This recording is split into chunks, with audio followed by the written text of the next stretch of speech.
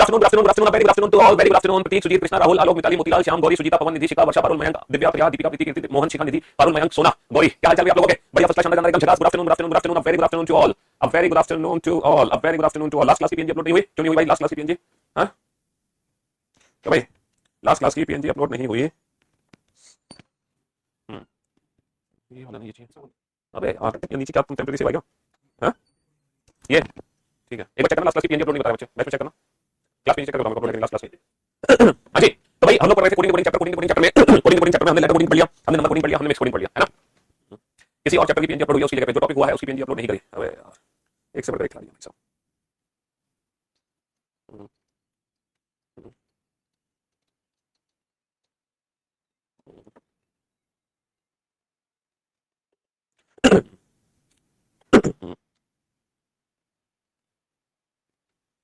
हाँ जी, तो भाई हम लोगों ने सॉरी हम लोगों ने लेटर कोडिंग पढ़ लिया, नंबर कोडिंग पढ़ लिया। लेटर कोडिंग होता है टोटल 7 पैटर्न, और उन 7 पैटर्न को हमने समझ लिया, और उन 7 पैटर्न के बाद दुनिया का कोई भी क्वेश्चन हम बना सकते हैं, दुनिया का कोई भी क्वेश्चन, है ना? सिर्फ और सिर्फ हमें क्या पता होना चाहिए, अल्फाबेटिक प्लेस की वैल्यू पता होनी चाहिए। हां 20 के मैंने 19 को अपलोड है, लेकिन 19 को 10 क्लास में अपलोड, गोविंद को बोला उसने दूसरे क्लास में अपलोड कर दिया, सही कहा। हाँ जी, तो मेरे दोस्त मेरे भाई, हमने लेटर कोडिंग के सारे क्वेश्चन निपटा ले, है ना? और हम लोगों ने नंबर कोडिंग के सारे क्वेश्चन निपटा दिए, है ना? नंबर कोडिंग में 2 टाइप के पैटर्न थे जो हमने पढ़े, लेटर कोडिंग में टोटल 7 पैटर्न है, नंबर कोडिंग में सिर्फ 2 पैटर्न है, और हमने काफी सारे क्वेश्चन बना लिया, अब तक 54 क्वेश्चन बना लिया, और मुझे उम्मीद है कि ये 54 क्वेश्चन करके आपको मजा आ गया होगा, है ना? तो आज, है ना, आज जो हम स्टार्ट करने जा रहे हैं वो है मिक्स कोडिंग। आज से हम मिक्स्ड कोडिंग की शुरुआत करने जा रहे हैं। किसकी शुरुआत करने जा रहे हैं बाबू? आज से हम शुरुआत करने जा रहे हैं मिक्स्ड कोडिंग। और ये जो मिक्स कोडिंग है ना, इसमें 2 पैटर्न बनते हैं, इसमें 2 पैटर्न बनते हैं मिक्स कोडिंग में। एक तो बनता है भाई साहब ओल्ड पैटर्न, और एक बनता है न्यू पैटर्न। तो हम दोनों ही पैटर्न पढ़ेंगे, मिक्स कोडिंग के ओल्ड पैटर्न भी पढ़ेंगे और न्यू पैटर्न भी पढ़ेंगे। बात समझने की कोशिश कर रहे हो?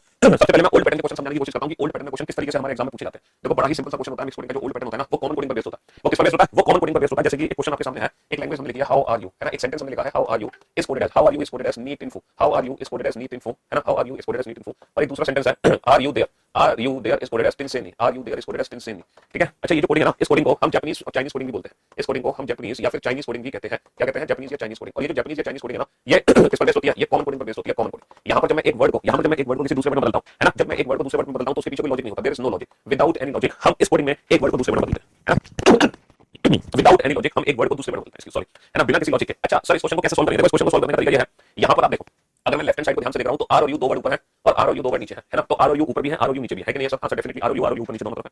और आर और यू की कोडिंग जो ऊपर होगी एक्जेक्टली वही आर और यू की कोडिंग नीचे भी होगी। जो आर और यू की कोडिंग ऊपर होगी एक्जेक्टली वही आर और यू की कोडिंग नीचे भी होगी। जाहिर सी बात है, इसमें तो कोई शक ही नहीं भाई। आर का कोड जो ऊपर है, आर का कोड वही नीचे होगा, है ना? लेकिन उसके पीछे कोई लॉजिक नहीं होगा, लेकिन उसके पीछे कोई लॉजिक नहीं होगा। अब ये क्वेश्चन कैसे सॉल्व होगा? सर, अगर 2 वर्ड लेफ्ट हैंड साइड पे कॉमन है तो definitely 2 word right hand side पे कॉमन होंगे। जो आर और यू के कोड ऊपर है वही आर और यू के कोड में नीचे भी मिलेंगे। सर, नीचे कौन कौन से 2 वर्ड कॉमन है? नीट इन और पिन और नी। ये जो कोडिंग है, ये पोजीशन बेस्ड कोडिंग नहीं है कि पहला वर्ड में चेंज होगा। समझ लो, ये पोजीशन बेस्ड कोडिंग नहीं है।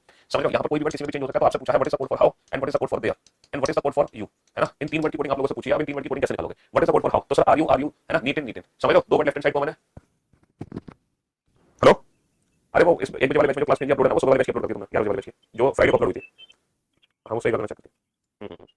हाँ जी, तो बेटा यहाँ पर आर और यू जो 2 वर्ड है, आर और यू की कोडिंग नीट इन है, आर और यू की कोडिंग नीट इन है। तो ये जो हाउ वर्ड बचा बाबू, ये हाउ वर्ड किसके लिए बचा? सर, ये जो हाउ वर्ड बचेगा ना, ये फू के लिए बचेगा। हाउ वर्ड किसके लिए बचा? फू के लिए। अच्छा, ये जो देयर है, देयर इसकी कोडिंग किससे होगी? यहाँ पर कौन सा वर्ड बचा? सर, यहाँ पर जो वर्ड बचा ना वो बचा से, तो दे की कोडिंग से होगी, देयर की कोडिंग से होगी। अच्छा, यू की कोडिंग किससे होगी? सर, ये जो आर और यू है ना, यहाँ पर ये 2 वर्ड कॉमन थे आर और यू, और सर राइट हैंड साइड पे भी 2 वर्ड कॉमन थे नी और टिन, राइट हैंड साइड पे भी 2 वर्ड कॉमन थे नी और टिन। तो ये जो यू वर्ड है ना, यू वर्ड इसकी कोडिंग नी से भी हो सकती है और इसकी कोडिंग टिन से भी हो सकती है। हम कंफर्म आंसर नहीं दे सकते, हम कंफर्म आंसर नहीं दे सकते। तो ये बेटा, ये जो चाइनीज कोडिंग है ये बहुत आसान है। चाइनीज और जापानीज कोडिंग बेटा बहुत आसान है, ये सिर्फ और सिर्फ कॉमन कोडिंग पर बेस्ड है। हमें कॉमन वर्ड्स के बारे में पता लगाना। ये मत कहना कि सर क्वेश्चन को हिंदी में लिख दो, ये मत कहना कि क्वेश्चन को हिंदी में लिख दो, क्योंकि हिंदी और इंग्लिश दोनों ही लैंग्वेज में क्वेश्चन आपको ऐसे देखने को मिलेगा। हिंदी और इंग्लिश दोनों ही लैंग्वेज में क्वेश्चन आपको बिल्कुल इसी तरीके से देखने को मिलेगा। ऐसा नहीं है कि हिंदी में किसी और तरीके से देखने को मिलेगा, इंग्लिश में किसी और।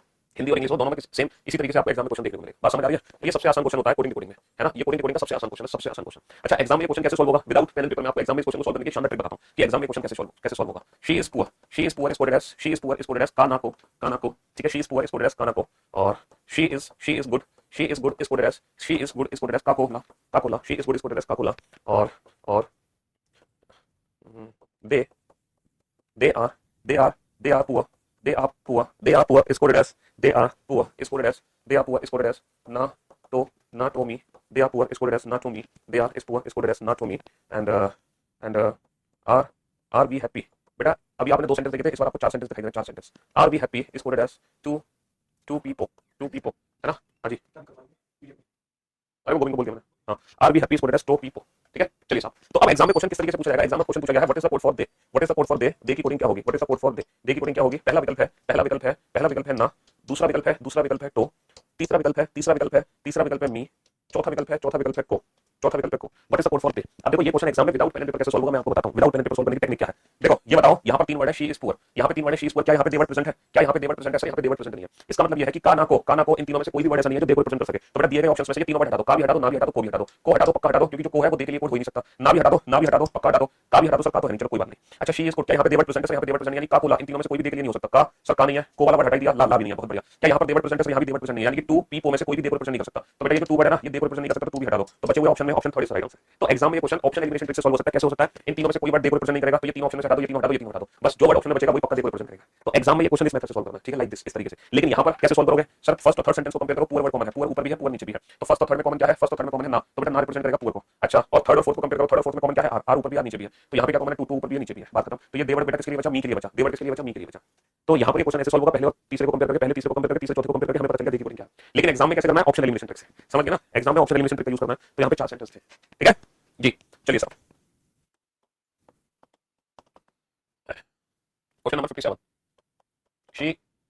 She is good is coded as 1 2 3. Is he bad? Is he bad? Is he bad? 3 4 5. Are we good? Are we good? Are we good is coded as 2 6 7. Are we good is coded as 2 6 7. ठीक है जी, हाँ जी। तो question number 57, what is the code for? What is the code for she? Question number 58, what is the code for? What is the code for she? हो गया he के चार option है 3 4 3 4 5 3 4 5 3 4 5 4 5. What is the code for B? 2 6 7 6 or 7. What is the code for? What is the code for V bat? What is the code for V bat? 6 7 4 5 8 9 5 6. What is the code for R E go? What is the code for R E go? What is the code for R E go? What is the code for R E go? ठीक है जी। Option A 6 5 6 5 2 7 8 9 7 8 9 8 5 6 8 5 6 1 2 5.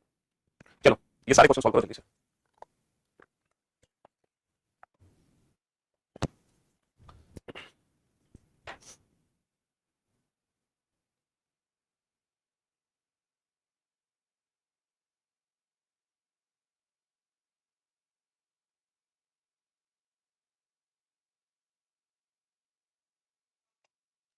हाँ जी, कैसे बनाओगे बेटा ये question?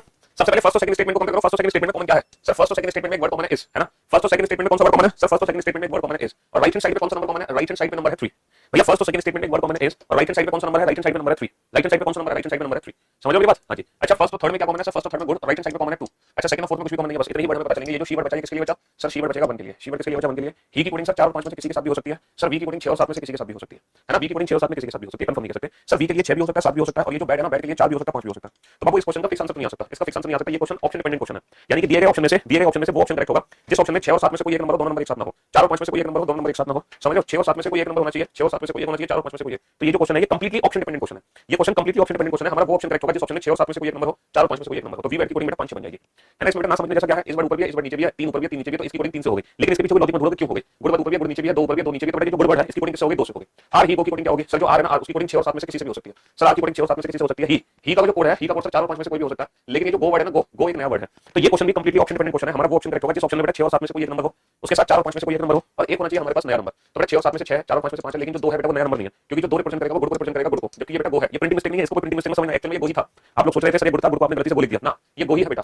ठीक है, 6 और 7 में से 7 है, 4 और 5 में से कुछ भी नहीं है, हटा दो। 6 और 7 में से 6 है, 4 और 5 में से 5 है, 8 एक नया नंबर है जो गुड को रिप्रेजेंट कर सकता है। तो according to the given option, option C is the right answer. तो ये क्वेश्चन कंप्लीटली ऑप्शन डिपेंडेंट रहेगा। ठीक है, ये वाला क्वेश्चन और ये वाला क्वेश्चन ऑप्शन डिपेंडेंट है। इन क्वेश्चन के ना मल्टीपल आंसर्स हो सकते हैं, मल्टीपल आंसर्स। ठीक है, इन क्वेश्चंस के मल्टीपल आंसर्स हो सकते हैं, समझे? हाँ जी बेटा, जब एक ही इन्फॉर्मेशन से 1 2 3 4 5 क्वेश्चन पूछे गए तो ऑप्शन एलिमिनेशन ट्रिक की जरूरत नहीं है। जब एक ही इन्फॉर्मेशन से 5 क्वेश्चन पूछे गए तो आप हर वर्ड का कोड इंडिविजुअल पता करो, उसके बाद इन सारे क्वेश्चन के आंसर दो, उसके बाद इन सारे क्वेश्चन के आंसर दो। ठीक है, हाँ जी। 2024 की बुक अभी नहीं है, अभी सिर्फ 2023 एडिशन की बुक वही बुक रहेगी अगले 6 महीने तक, साल भर तक, समझ लो। हाँ, 2024 एडिशन की बुक नहीं आएगी, सीधा 2025 एडिशन की बुक आएगी। जैसे 2017 एडिशन आएगा, फिर 2018 एडिशन नहीं आया था, नहीं सॉरी 2019 आया था एडिशन, फिर 2021 आया था, और फिर 2023। तो अब सीधा जो एडिशन आएगा वो 2025 आएगा, सीधा 2025। ठीक है, हाँ हाँ जी। चलिए साहब अगला, अब बोर्ड पे ध्यान से देखना, ध्यान से समझना। Game is over is coded as La Ra Ko. The game is over is coded as La Ra Ko. La Ra Ko. Bank is gone is coded as Kota Kota Mo. Bank is gone is coded as Kota Mo.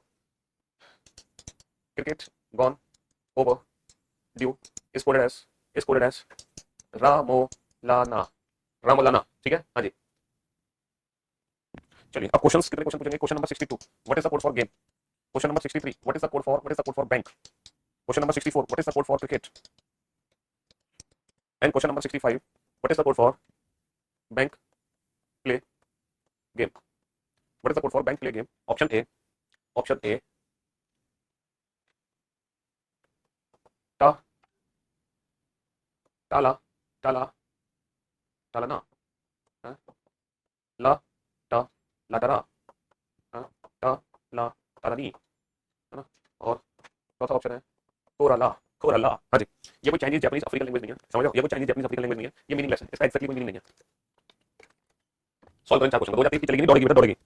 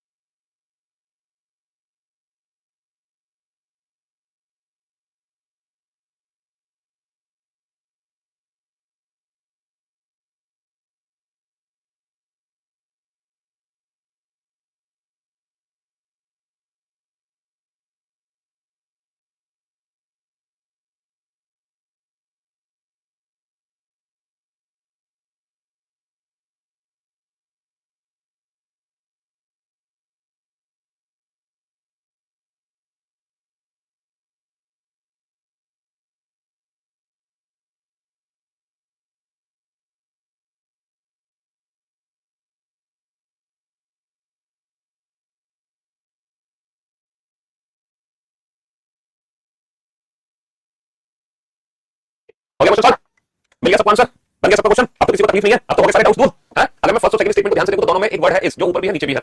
तो भैया जो इसकी coding ऊपर होगी वही इसकी coding 100% नीचे होगी। तो बेटा राइट हैंड साइड पे कौन सा वर्ड कॉमन है, राइट हैंड साइड पे जो वर्ड कॉमन है वो है केओ। अच्छा फर्स्ट और थर्ड स्टेटमेंट को ध्यान से देखो, फर्स्ट और थर्ड में कॉमन क्या है, ओवर। तो राइट हैंड साइड पर भी एक वर्ड कॉमन होगा रा, बहुत बढ़िया। अब सेकंड और थर्ड को कंपेयर करेंगे तो कॉमन क्या है, गुड, सॉरी गॉन। सेकंड और थर्ड में कौन, तो राइट हैंड साइड पे जो कॉमन है वो क्या है, मोह। बस इतने ही कोड हमें पता चलेंगे, इसके अलावा कोड हमें पता नहीं चलेंगे, इतने ही कोड हमें पता चलेंगे, इसके अलावा कोड हमें पता नहीं चलेंगे। What is the code for game, ये गेम वर्ड बचा किसके लिए बचा है, ला के लिए। What is the code for bank, bank किसके लिए बचा, सर बैंक बचा है टा के लिए। What is the code for cricket, cricket किसके लिए बचा, सर क्रिकेट की कोडिंग तो ला और ना दोनों से हो सकती है, ला और ना दोनों से हो सकती है, ला और ना क्रिकेट की कोडिंग तो ला और ना दोनों से हो सकती है, कंफर्म आंसर नहीं दे सकते। बैंक का कोड क्या है, सर बैंक का कोड टा। अच्छा प्ले का कोड क्या है, सर प्ले तो यहाँ पे कोई वर्ड ही नहीं है, प्ले एक नया वर्ड है। गेम की कोडिंग क्या है, गेम का कोड है ला। तो ये क्वेश्चन बेटा कंप्लीटली ऑप्शन डिपेंडेंट है, हमारा वो ऑप्शन है ना, हमारा वो अच्छा यहाँ पर हमसे गलती हो गई, cricket gone overdue, cricket gone overdue, एक गलती हमसे हो गई, बहुत बड़ी गलती हो गई, भारी मिस्टेक हो गई, भारी मिस्टेक। यहाँ पर ये ला नहीं है, यहाँ पर ये ली है, ली, एक प्रिंटिंग मिस्टेक हो गई हमसे, यहाँ पर ये ली है, ली, ये ली है, ली, लीना, रामोलीना, ली है ये ली, एक गलती हमसे हो गई। यहाँ पे दो वर्ड कॉमन आ रहे थे बेटा, इन दोनों सेंटेंस को कंपेयर करने में दो नहीं एक ही वर्ड कॉमन आएगा, ठीक है। हाँ जी, अब वो कॉमन था रा, ली नहीं था, एक गलती हो गई है ना, हाँ ली था ली। चलो what is the code for game, ला। What is the code for bank, टा। और तो टाला के साथ न्यू वर्ड आना चाहिए, टाला के साथ ना, ना बेटा न्यू वर्ड नहीं है, ना न्यू वर्ड नहीं है, ली ना। तो यहाँ पर जो ऑप्शन करेक्ट होगा वो होगा आइदर ली और आइदर ना, आइदर ली और ना। तो टाला के साथ एक नया वर्ड, एक नाम एक नया वर्ड नहीं है, टाला के साथ एक नया वर्ड रा, रा भी एक नया वर्ड नहीं है, टाला के साथ एक नया वर्ड नी, सर नी एक नया वर्ड है, नी एक नया वर्ड है। Option third is right answer. हाँ तो ये थोड़ी सी गलती हो गई, ली था ली, ला नहीं था, ये थोड़ी सी हमसे गलती हो गई है। हाँ ली था वो ली, ला नहीं था।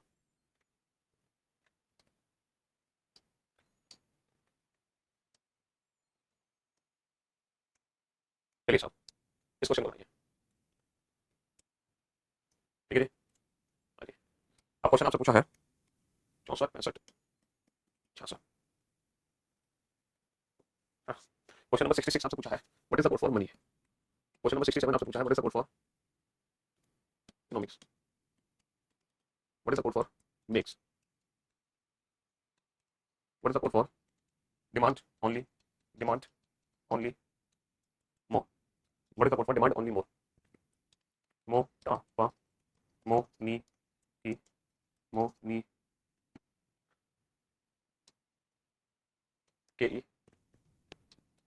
जी ला ओ, ठीक है। What is the code for,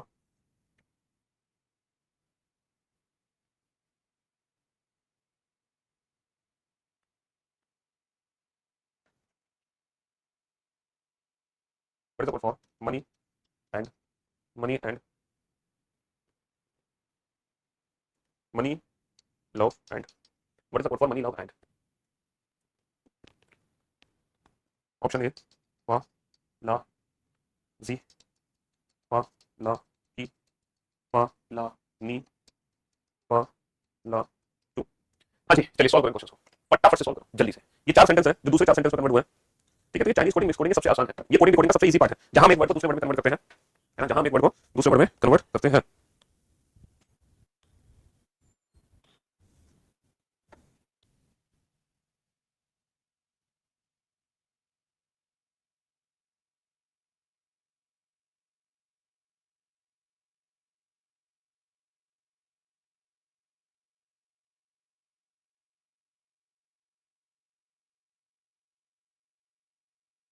बेटा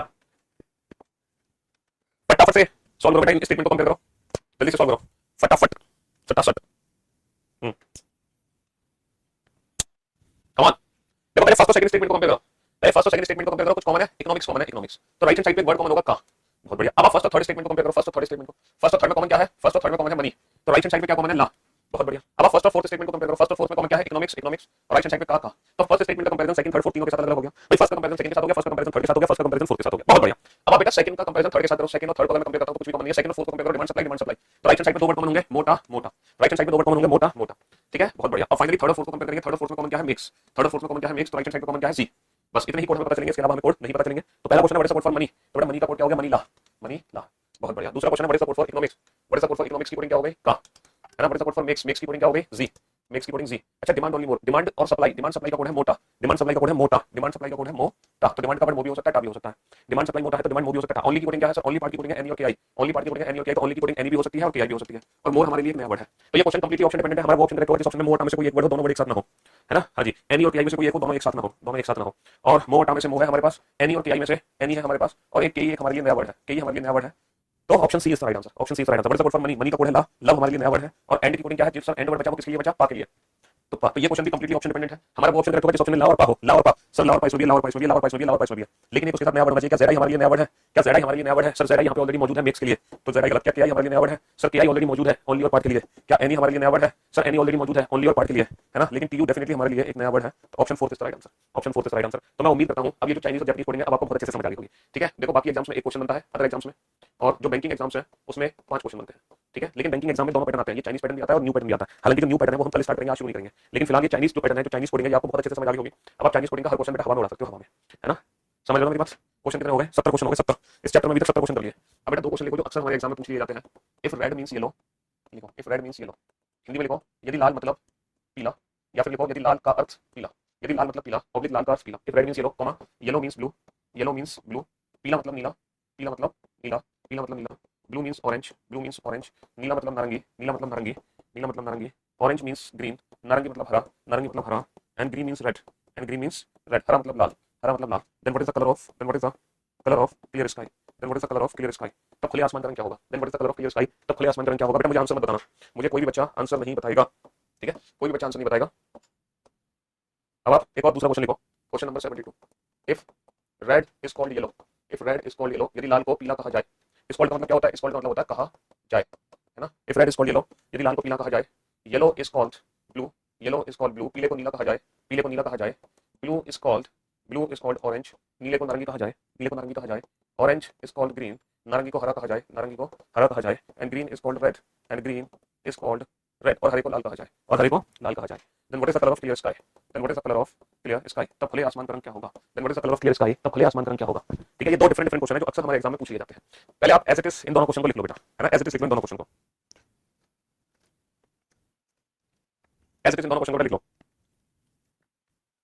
अब आप लोग मेरी बात ध्यान से सुनना और ध्यान से समझने की कोशिश करना। What colour of clear sky, colour of clear sky is blue, है, हम सब जानते हैं भाई खुले आसमान का रंग क्या होता है, खुले आसमान का रंग नीला होता है, लेकिन इस क्वेश्चन का आंसर नीला नहीं हो सकता, इस क्वेश्चन का आंसर नीला नहीं हो सकता, इस क्वेश्चन का आंसर नीला हो सकता है, कभी नहीं हो सकता, क्योंकि यहाँ पे कलर को ना कोड किया जा रहा है, यहाँ पे क्या किया जा रहा है, कलर को कोड किया जा रहा है। अब आप लोग ध्यान से सुनना, समझने की कोशिश करना कि अगर अगर आपका क्वेश्चन बेटा मींस की फॉर्म में है, मतलब या फिर का अर्थ की फॉर्म में, तो जो हमारा आंसर होगा ना वो हमारी तरफ से ठीक पहले वाला आंसर होगा, जस्ट बिफोर हमारा आंसर होगा ठीक पहले वाला हमारी तरफ से। ये बताओ ब्लू से ठीक पहले क्या लिखा हुआ है, ब्लू से ठीक पहले क्या लिखा हुआ है, ब्लू से ठीक पहले येलो लिखा हुआ है, ब्लू से ठीक पहले येलो लिखा हुआ है, तो हमारा जो आंसर होगा वो येलो होगा। और बेटा मींस के अलावा कोई भी क्वेश्चन आएगा है ना, एक्सेप्ट मींस, एक्सेप्ट मींस के अलावा कोई भी क्वेश्चन आ जाए, हमारा जो आंसर होता है वो होता है जस्ट आफ्टर, हमारे कलर के तुरंत बाद वाला, हमारे कलर के तुरंत बाद वाला। ये बताओ ब्लू के ठीक बाद में क्या लिखा है, ब्लू के ठीक बाद में क्या लिखा है सर, ब्लू के ठीक बाद में ऑरेंज, तब हमारे क्वेश्चन का जो आंसर होगा वो होगा ऑरेंज, तब हमारे क्वेश्चन का जो आंसर होगा वो ऑरेंज होगा। अब ऐसा क्यों हुआ, कैसे हुआ, ये मैं आपको समझाने की कोशिश करता हूँ कि मींस के केस में हमने पहले वाला आंसर क्यों दिया और बाकी इस पॉइंट के केस में हमने बाद वाला आंसर क्यों दिया। सर ये कलर के डिब्बे है, ये कलर के डिब्बे हैं, लेकिन एक डिब्बों के ऊपर जो कलर का नाम लिखा है एक्चुअल में ये नाम इनका है नहीं, मतलब एक्चुअल में रेड जो लिखा हुआ है ना इसके अंदर रेड कलर नहीं है, येलो के अंदर येलो कलर नहीं है, ब्लू के अंदर ब्लू कलर नहीं है और ऑरेंज के अंदर ऑरेंज कलर नहीं है। यहाँ पर जो नाम लिखा है बेटा वो गलत नाम लिखा है, डिब्बों के अंदर जो कलर है एक्चुअल में वो डिफरेंट कलर है और डिब्बों पे जो नाम की चिट लगी है वो गलत नाम की चिट लगी है। अच्छा ये जो कोडिंग हुई है डिब्बों के ऊपर कलर की वो इस हिसाब से हुई है कोडिंग, हमें हिंट दी जा रही है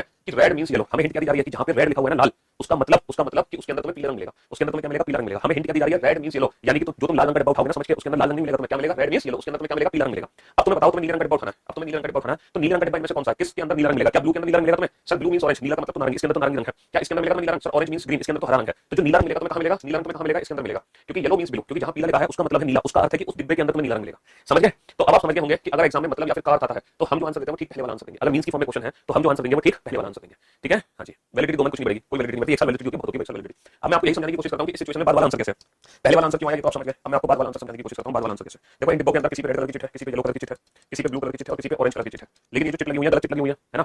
देखो you have to choose blue colour है ना, बट ब्लू कलर बेटा इसके अंदर नहीं है ना, क्यों नहीं है, क्योंकि यहां पर ऊपर हिंट है blue means orange, blue means तो ऑरेंज है, इसके अंदर तो ऑरेंज कलर है एक्चुअली में, ब्लू कलर यहां भी नहीं है, सिर्फ orange means green, orange means it means इसके अंदर तो ग्रीन कलर है, green colour is side and we want blue colour, तो blue colour where is blue colour, yellow, yellow means blue, यानी कि जहां येलो लिखा है उसके अंदर blue colour, yellow means blue, जहां पीला लिखा है उसका अर्थ नीला, येलो मींस ब्लू। चलिए अब ये तो आप समझ गए पहले वाला आंसर, अब आप समझो कि आप बाद वाला आंसर कैसे दोगे। तो बेटा सेम सिनेरियो है, there are 4 boxes of colour and इनके ऊपर नाम लिखे हैं red yellow blue orange, but ये गलत है, these are the wrong name chit, these are the wrong name chit. और ये जो कोडिंग हो रही है इसके अकॉर्डिंग हो रही है, कोडिंग क्या है, if red is called yellow, यानी कि जो रेड कलर है रेड उसको ना येलो कलर कहा जा रहा है, if red is called yellow यानी कि लाल रंग को पीला कहा गया, इसका मतलब ये है रेड कलर का डिब्बा कहां से निकलेगा, red is called yellow, red is called yellow यानी कि इसके अंदर रेड कलर है एक्चुअल में, रेड इज कॉल्ड येलो, जो रेड कलर ना उसको येलो कहा जा रहा है, येलो एक्चुअल में, तो इसके अंदर निकलेगा रेड कलर, इसके अंदर निकलेगा रेड इज कॉल्ड येलो, इसके अंदर निकलेगा रेड कलर। समझ लो बात, हां जी। अब हमें चाहिए एक्चुअल में ब्लू कलर, हमें चाहिए कौन सा कलर, हमें ब्लू कलर चाहिए, ब्लू कलर कहां से निकलेगा ये बताओ, ब्लू कलर कहां से निकलेगा, sir blue is called orange, blue colour को ही ऑरेंज कहा गया है, ब्लू इज कॉल्ड ऑरेंज, तो ब्लू इज कॉल्ड ऑरेंज, तो ब्लू कलर को ऑरेंज कहा गया है, तो ब्लू कलर एक्चुअल में यहां से निकलेगा, इसलिए इसका आंसर ऑरेंज। अगर आपको समझ आ गया तो अच्छी बात है, नहीं समझ आया तो और भी अच्छी बात। आप सिर्फ दो बातें ध्यान रखो, मींस के लिए आप आंसर दोगे जस्ट बिफोर, इस कॉल के लिए आप आंसर दोगे जस्ट आफ्टर, मींस के लिए आंसर दोगे ठीक पहले वाला, इस कॉल के लिए आप आंसर दोगे ठीक बाद वाला, बस इतना समझ लो, इसके अलावा दिमाग मत लगाओ। आपका जो आंसर होगा, आपका आंसर हमेशा आपके कलर से ठीक बाद वाला होगा, तो ब्लू एक्चुअल में आंसर होना चाहिए, बट आपका आंसर इससे ठीक बाद वाला आएगा ऑरेंज, और अगर यही मींस होता तो इसमें ठीक पहले वाला आंसर देते आपकी तरफ से।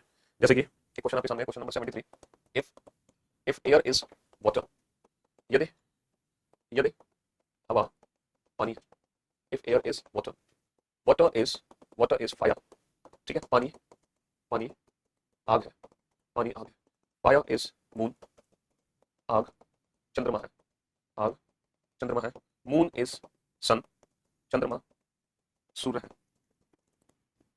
Yes, moon is sun and sun is air and सूर्य हवा है, then where does fish live, तब मछली कहाँ रहती है, वेयर डज फिश लिव, तब मछली कहाँ रहती है। अब बताओ, मछली जल की रानी है, मछली जल की रानी है, जीवन उसका पानी है, हाथ लगाओगे डर जाएगी, बाहर निकालोगे मर जाएगी, तो भैया मछली कहाँ रहती है, मछली लिव्स इन वाटर, मछली कहाँ रहती है, दुनिया जानती है भैया मछली जो है वो पानी में रहती है, तो इस क्वेश्चन का आंसर पानी आना चाहिए, लेकिन हम पानी आंसर नहीं दे सकते, वाटर आंसर नहीं दे सकते, है ना। क्या ये क्वेश्चन बेटा मींस की फॉर्म में है, क्या ये क्वेश्चन मतलब या फिर कार की फॉर्म में नहीं, तो जो हमारा आंसर होगा वो हमारे आंसर से जस्ट आफ्टर, हमेशा जो हमारा आंसर होता है वो जस्ट आफ्टर तुरंत बाद वाला होता है। पानी के तुरंत बाद में क्या लिखा हुआ है, पानी के तुरंत बाद में क्या लिखा हुआ है ना, सिर्फ मींस से कैसे स्पेशल कैसे इसमें जस्ट वाला आंसर होगा, वरना हमेशा बाद वाला आंसर होगा। तो पानी के ठीक बाद में क्या लिखा हुआ है, पानी के ठीक बाद में लिखा हुआ है फायर, वाटर इज फायर, तो where does fish live in fire, ठीक है, पानी के तुरंत बाद में क्या है आग, तो भैया मछली कहाँ रहती है आग में, क्योंकि ये फ्राइड मछली है, क्योंकि ये फ्राइड मछली है, फ्राइड, समझ लो, क्योंकि ये फ्राइड मछली है। बेटा यदि लाल को पीला कहा जाए, पीले को नीला कहा जाए, नीले को नारंगी कहा जाए, नारंगी को हरा कहा जाए, हरे को लाल कहा जाए, तब खुले आसमान का रंग क्या है, तो लाल को क्या कहा गया, दो, नीले को कहा गया नारंगी, तो नारंगी होगा आंसर, सीधी सी बात है। तो अब मैं आप समझ गया, मतलब अब आप लोग समझ गए होंगे कि ये वाला